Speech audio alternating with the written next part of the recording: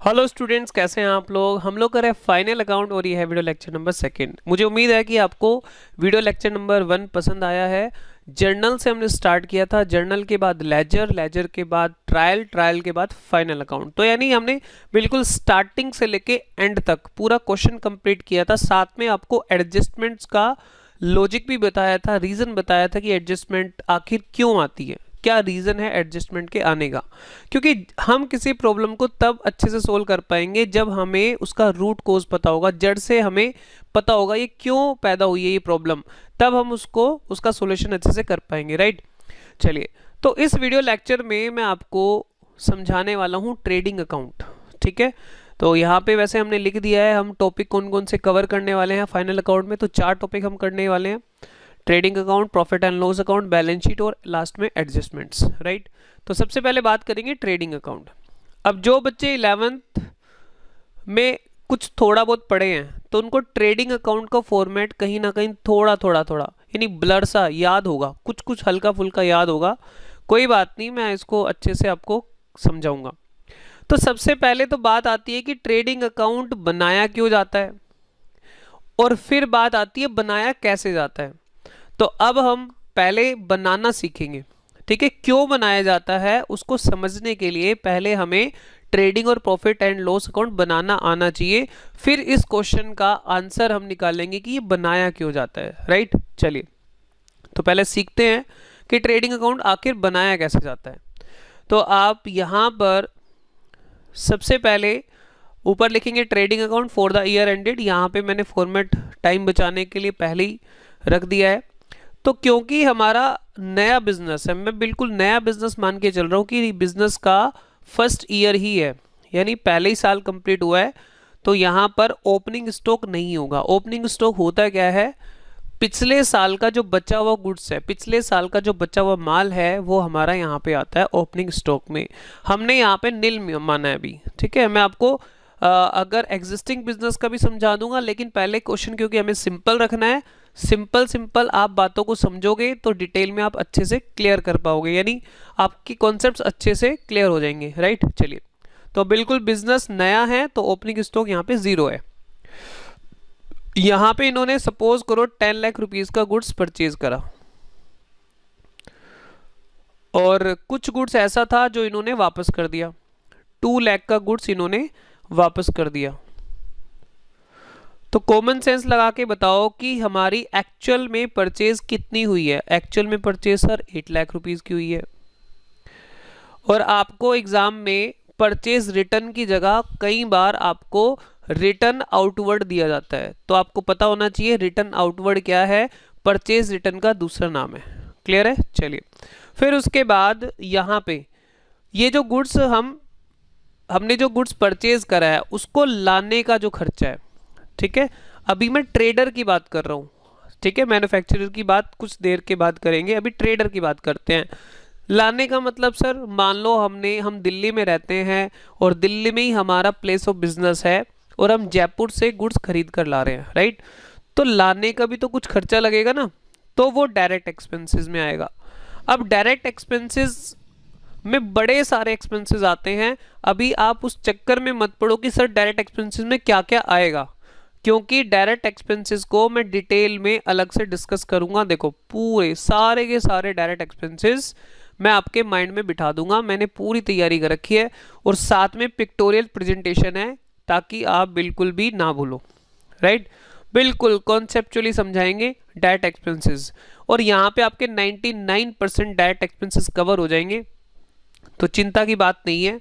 जैसे आप 11th class में परेशान होते थे तो अब आप परेशान नहीं होंगे, आपको सारे डायरेक्ट एक्सपेंसेस मैं अच्छे से क्लियर करूंगा। तो अभी यहाँ पे हम सिंपल रखने के लिए मान लेते हैं कि हमारे 1 लाख रुपए के डायरेक्ट एक्सपेंसेस लग गए, ठीक है। 1 लाख रुपए के हमारे डायरेक्ट एक्सपेंसेस लग गए। क्वेश्चन में सारी इंफॉर्मेशन दी है। ओपनिंग स्टॉक क्वेश्चन में 0 दिया था, परचेज दिया था और रिटर्न दिया था, तो हमने यहाँ पे नेट परचेज लिख लिया, और डायरेक्ट एक्सपेंसेस दिया था क्वेश्चन में, तो हमने यहाँ पे 1 लाख रुपए लिख लिया, राइट। उसके बाद क्वेश्चन ने और भी इंफॉर्मेशन दी है, जैसे कि यहाँ पे सेल्स क्वेश्चन ने बताई है। अब सेल्स यहाँ पे क्वेश्चन ने बताई है 15 लाख रुपीज की सेल्स हमारी हुई है, और इसमें से रिटर्न हुई है हमारी 2 लाख रुपीस। तो इसका मतलब नेट सेल अगर हम किसी से पूछें तो रिटर्न को माइनस करने के बाद ही हम बताएंगे, यानी हमारी जो एक्चुअल सेल हुई है वो 13 लाख रुपीस की हुई है। फिर बात करते हैं यहाँ पे क्लोजिंग स्टॉक। क्वेश्चन ने आपको बता दिया और क्वेश्चन ने क्लोजिंग स्टॉक बताया है यहाँ पर 3 लाख रुपीस का। एक बार दोबारा से देख लो, क्योंकि हम बिल्कुल नया बिजनेस का पहला ही साल है, फर्स्ट ईयर ही कंप्लीट हुआ है, तो ओपनिंग स्टॉक नहीं होगा क्योंकि ये पिछले साल का बचा हुआ गुड्स होता है, राइट। चलिए, परचेज क्वेश्चन ने बता दी, डायरेक्ट एक्सपेंसेस क्वेश्चन ने बता दिए, सेल बता दी, रिटर्न बता दिया, तो हमने यहाँ पे सब कुछ डेटा लिख दिया। क्लोजिंग स्टॉक भी क्वेश्चन ने बताया तो हमने इस तरह से लिख लिया। तो ये इसका एक फॉर्मेट है। अब बात करते हैं, देखो अभी मैं इसको डिटेल में समझाने वाला हूँ, इसको एनालाइज करेंगे हम। नॉर्मली बच्चा क्या करता है, चीज़ों को समझने की कोशिश नहीं करता, वो क्या करता है, सर इतनी सारी इन्फॉर्मेशन दे दी है, ठीक है, तो मैं यहाँ पे क्या निकाल देता हूँ, ग्रोस प्रॉफिट या ग्रोस लॉस। अब यहाँ पे स्टूडेंट इस तरह से ग्रोस प्रॉफिट निकाल देगा, और जो कि बिल्कुल सही है, गलत कुछ भी नहीं है इसमें। यहाँ पे इसका टोटल कितना होता है, इसका टोटल आता है जी आपका 16 लाख रुपीस, और 16 लाख में से आप यहाँ पे 9 लाख माइनस कर लीजिए तो 7 लाख रुपीस।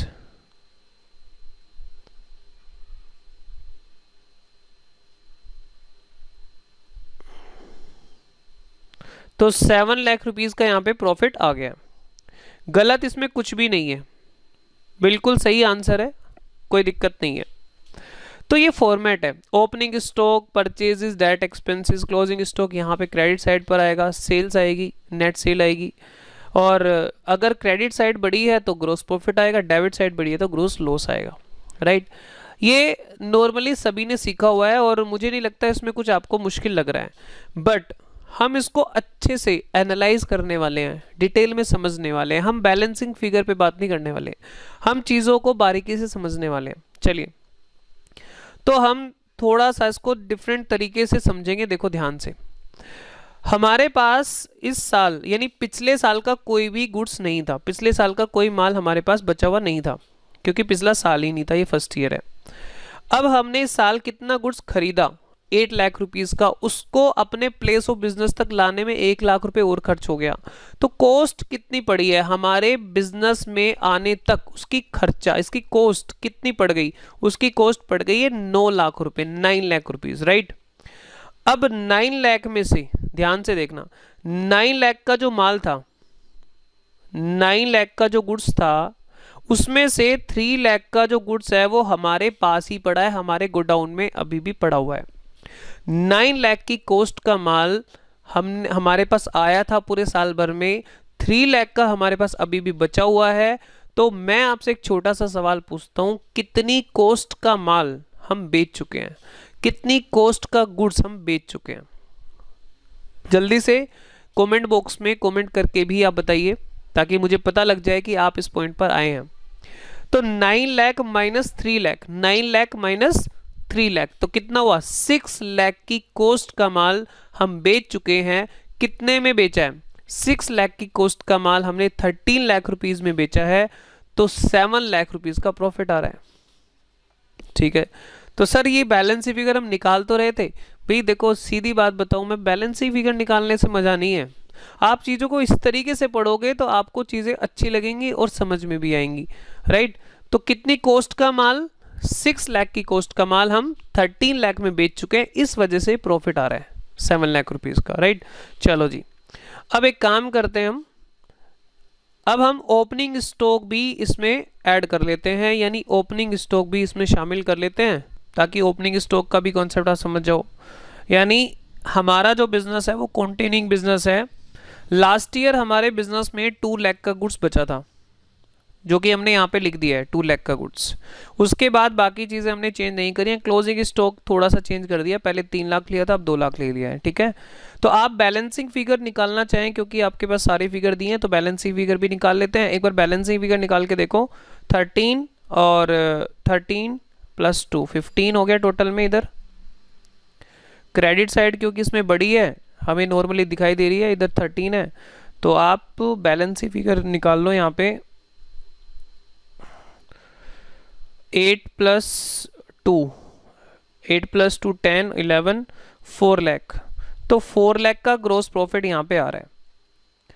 ठीक है, हमने बैलेंस शीट फिगर निकाल लिया, कोई दिक्कत नहीं है, बिल्कुल सही आ रहा है। लेकिन हमें समझ भी आना चाहिए कि 4 लाख आ कैसे रहा है। तो 4 लाख कैसे आ रहा है, हमारे पास साल के शुरुआत में 2 लाख रुपए का गुड्स था, फिर हमने जो इस साल खरीदा उसकी कॉस्ट हमारे प्लेस ऑफ बिजनेस पर आने तक कितने रुपए की थी, 8 लाख का हमने जयपुर से खरीदा था, लाने का खर्चा लगा 1 लाख रुपए, तो टोटल होगी 9 लाख।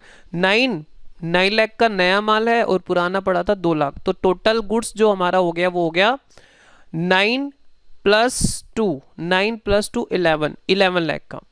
ये टोटल जो गुड्स हमारे पास आया है उसकी कॉस्ट है, पूरे साल भर में हमारे पास टोटल गुड्स जो आया है वो 9 लाख की कॉस्ट का है। लेकिन उसमें से हमारे गोडाउन में अभी भी बचा हुआ है 2 लाख का गुड्स। तो मेरा सवाल आपसे फिर वही है कि कितनी कॉस्ट का माल हम बेच चुके हैं।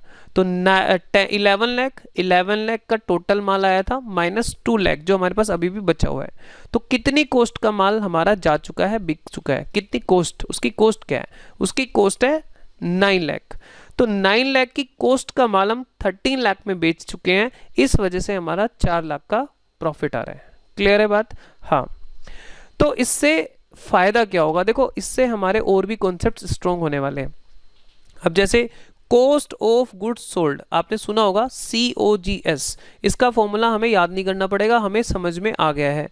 कॉस्ट ऑफ गुड्स सोल्ड की हिंदी करो, जो माल बेचा है उसकी कॉस्ट, अभी अभी हम निकाली है ना, अभी अभी हमने 9 लाख, तो वो कैसे आई है, opening stock plus net purchases plus direct expenses minus closing stock. अगर हम सबको देखें तो ये क्या है, ये आपका COGS ही है। 9 लाख 9 लाख की कॉस्ट का माल हमने 13 लाख में बेचा, तो इस वजह से हमें प्रॉफिट आ रहा है। तो कई बच्चों को क्लोजिंग स्टॉक क्रेडिट साइड पे क्यों लिखा जाता है उसका रीज़न नहीं पता होता, तो मैं आपको बता दूं, यही उसका रीज़न होता है क्योंकि डेबिट साइड पर टोटल गुड्स की कॉस्ट लिखी होती है, हमें चाहिए केवल उन गुड्स की कॉस्ट जो हमने बेची हैं। इसलिए हम क्या करते हैं, डेबिट साइड को कम करने के लिए, क्योंकि तो टोटल गुड्स की कॉस्ट है, हमें सिर्फ कौन सी चाहिए, जो बेची जा चुकी हैं, तो हम उसमें से जो हमारे गोडाउन में अभी भी बची हुई हैं उसको माइनस हमें करना है। तो माइनस कैसे कर सकते हैं, डेबिट साइड को कम करने का तरीका क्रेडिट साइड पे लिख दो, तो उससे डेबिट का इम्पैक्ट कम हो जाता है। ठीक है ना, चलो तो अब यहाँ पे आगे चलते हैं हम। तो मेरी ये वाली बात आपको शायद समझ में आई है। तो हम ऊपर वाला जो, एक सेकेंड भाई, एक सेकेंड, ये क्या हो गया, गड़बड़ हो गई। हाँ जी, ऊपर वाली जो चीज़ है इसको क्या हम इस तरीके से प्रेजेंट कर सकते हैं, अभी मैं लिख देता हूँ यहाँ पे 9 लाख और यहाँ पे ग्रॉस प्रॉफिट आ गया 4 लाख। हाँ सर बिल्कुल लिख सकते हैं, क्योंकि ये जो हमारा था ये COGS ही तो था, तो हमने इन सब की जगह हटा के क्या लिख दिया, COGS लिख दिया, तो कोई बड़ी बात नहीं है ना। तो इस तरह से भी लिख सकते हैं। तो हमारे एग्जाम में direct cost of goods sold भी दे सकता है, तो हमें उसके लिए भी प्रिपेयर रहना है। फिर आगे बात करते हैं, एक कॉन्सेप्ट और आता है एडजस्टेड परचेज, एक कॉन्सेप्ट और आएगा आपके सामने, एडजस्टेड परचेज। चलो पहले एक कॉन्सेप्ट और डिस्कस कर लेता हूँ, क्योंकि COGS में ना हमारे और भी तरीके हो सकते हैं COGS निकालने के, कॉस्ट निकालने के, जो माल हमने बेचा है उसकी कॉस्ट निकालने का और भी तरीका हो सकता है। आप मुझे बताओ कौन सा तरीका हो सकता है। सर सेल में से ग्रोस प्रॉफिट अगर हटा दिया जाए, अगर हमें ग्रोस प्रॉफिट दे रखा है और सेल दे रखी है, तो सेल में से प्रॉफिट हटा दो तो कॉस्ट आ जाएगी, जो माल बेचा है उसकी कॉस्ट निकल आएगी। तो हाँ बिल्कुल सही है, तो मैंने ऊपर यहाँ पे लिख दिया है कॉस्ट ऑफ गुड्स सोल्ड के हमारे पास एक तो लंबा वाला मेथड है और दूसरा हमारे पास ये वाला मेथड है, सेल में से प्रॉफिट को हटा दो, या सर अगर लॉस हो जाए तो उसको ऐड कर लो, तो भी कॉस्ट ऑफ गुड्स सोल्ड निकल आएगी। तो हमें दोनों ही फॉर्मूले याद रखने हैं जो कि हमारे काम आने वाले हैं। राइट, चलो आगे चलते हैं। अब अगले कॉन्सेप्ट पे पहुंचते हैं, adjusted purchase. Cost of goods का जो फॉर्मूला है उसमें से आप डायरेक्ट एक्सपेंसेस हटा दो, यानी डायरेक्ट एक्सपेंसेस को कंसिडर मत करो, तो आपकी एडजस्टेड परचेज आ जाएगी। मैंने यहाँ पे फॉर्मूला लिखा भी है, opening stock plus net purchases minus closing stock, तो ये आ जाती है हमारी एडजस्टेड परचेज। तो एडजस्टेड परचेज भी कई बार हमें देखने को मिलता है, तो आपको इसको भी समझना जरूरी है। चलिए स्टार्ट करते हैं यहाँ पे। तो एडजस्टेड परचेज, अगर हम पिछले क्वेश्चन की बात करें, इस क्वेश्चन की, तो क्या क्या लेंगे हम एडजस्टेड परचेज के लिए? ओपनिंग स्टॉक ले लेंगे, नेट परचेजेस ले लेंगे, माइनस क्लोजिंग स्टॉक लेंगे, डायरेक्ट एक्सपेंसेस यहाँ पे नहीं लेंगे, ठीक है ना। तो उसको हम बोलते हैं एडजस्टेड परचेज। यहाँ पे कितनी आएगी एडजस्टेड परचेज? चलो मैं यहाँ पे एक बार लगा के भी दिखा दूँ आपको, एडजस्टेड परचेज में हम क्या क्या कंसिडर करेंगे। चलिए पेन साथ नहीं दे रहा है। यहाँ पे 8 + 2 या 2 + 8 10, 10 - 2, तो ये क्या हो गया आपका 8 लाख। 8 लाख का यहाँ पे एडजस्टेड परचेज आ जाएगा।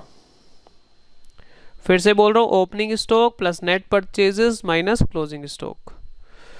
फिर हमें यहाँ पे डायरेक्ट एक्सपेंसेस अलग से लिखने पड़ेंगे, डायरेक्ट एक्सपेंसेस, क्योंकि वो इसमें कंसिडर नहीं हुए हैं, अलग से हमें लिखने पड़ेंगे। कितने थे हमारे एग्जाम्पल में डायरेक्ट एक्सपेंसेस? थे 1 लाख रुपीज के। तो यहाँ पे वही हो गया 9 और यहाँ पे 13 है, तो 4 लाख का यहाँ पे प्रॉफिट आ गया, ग्रॉस प्रॉफिट। क्लियर है ना? हाँ सर क्लियर है। चलिए, तो कॉस्ट ऑफ गुड्स सोल्ड आपने सीखा, एडजस्टेड परचेज आपने सीख लिया। अब बात करते हैं और भी कुछ छोटी छोटी बातें हैं जो मुझे आपके साथ डिस्कस करनी है। एक तो ये कि यहाँ पे जो परचेज होती है ये पूरे साल की होगी, कंप्लीट ईयर की होगी, ठीक है। हमारा बिजनेस अगर पूरे साल चला है तो पूरे साल की होगी, चाहे वो कैश में हो चाहे वो क्रेडिट में हो, तो टोटल होगी, ठीक है ना। दूसरा, इसी तरह सेल्स का, इसी तरह परचेज का है। और परचेज रिटर्न का दूसरा नाम है रिटर्न आउटवर्ड, रिटर्न आउटवर्ड, और सेल्स रिटर्न का दूसरा नाम है रिटर्न इनवर्ड, ये याद रखना है आपको। दूसरा, क्लोजिंग स्टॉक। क्लोजिंग स्टॉक में कभी कभी आपको 2 वैल्यूज दी होंगी, नेट रियलाइजेबल वैल्यू और कॉस्ट। कभी कभी ऐसा होता है कि हमारा जो क्लोजिंग स्टॉक है, किसी क्वालिटी का कुछ इशू आ जाता है, क्वालिटी ख़राब हो जाती है, इतनी अच्छी क्वालिटी नहीं रहती है, तो उसकी जो एक्चुअल कॉस्ट है उससे भी कम पे वो बिकेगा, मतलब फ्यूचर में उससे भी कम पे वो सेल होगा, क्योंकि उसकी क्वालिटी पहले जैसी नहीं रही है, क्वालिटी में कमी आ गई है। तो वहाँ पर क्या होगा, हमारा AS2 है वो कहता है, अकाउंटिंग स्टैंडर्ड 2, कि जो कॉस्ट और नेट रियलाइजेबल वैल्यू दोनों में जो कम है उस वैल्यू पर हम इसको रिकॉर्ड करेंगे। इस कॉन्सेप्ट को हम आगे भी डिस्कस करेंगे, अभी के लिए आप ये याद रखो, अगर क्लोजिंग स्टॉक की हमारे पास 2 वैल्यूज हैं तो जो कम से कम है वो हम यहाँ पे लेके चलेंगे। प्रूडेंस कॉन्सेप्ट को हम फॉलो करते हैं, तो क्योंकि ये हमारी इनकम साइड को रिप्रेजेंट कर रहा होता है क्लोजिंग स्टॉक, तो इसलिए आप कम से कम लेके चलेंगे, राइट। अब सर इतनी बातें अभी इस लेवल पे हमें समझ कम आ रही है, तो कोई बात नहीं, टेंशन मत लो। तो अभी बस इतना याद रखो, अगर क्लोजिंग स्टॉक की 2 वैल्यू है तो कम से कम छोटी वैल्यू को हमें यहाँ पे लेना है। डायरेक्ट एक्सपेंसेस, तो डायरेक्ट एक्सपेंसेस के बारे में मैंने आपको पहले भी बताया था और फिर से दिखा देता हूँ ये स्लाइड, कि डायरेक्ट एक्सपेंसेस तो मैं आपको पूरा डिटेल में डिस्कस करूंगा आपके साथ, तो आपको डायरेक्ट एक्सपेंसेस की टेंशन बिल्कुल नहीं लेनी है, दिमाग में अच्छे से मैं बिठा दूंगा। ओके जी, तो आज के लेक्चर में हम इतना ही करते हैं, बाकी नेक्स्ट लेक्चर में हम अच्छे से चीज़ों को कवर अप करना शुरू करेंगे, ठीक है। तो मिलते हैं नेक्स्ट लेक्चर में, और ये वीडियोस आपको कैसी लग रही हैं प्लीज़ अपना कमेंट नीचे कमेंट बॉक्स में ज़रूर दें, अपना फीडबैक ज़रूर दें, अपना सपोर्ट ज़रूर दिखाएं, ताकि हमारा हौसला बढ़े और हम अच्छी वीडियोस, अच्छे कॉन्सेप्ट्स आपके लिए लेकर आएँ। ओके फ्रेंड्स, मिलते हैं नेक्स्ट वीडियो में, till then take care, bye bye.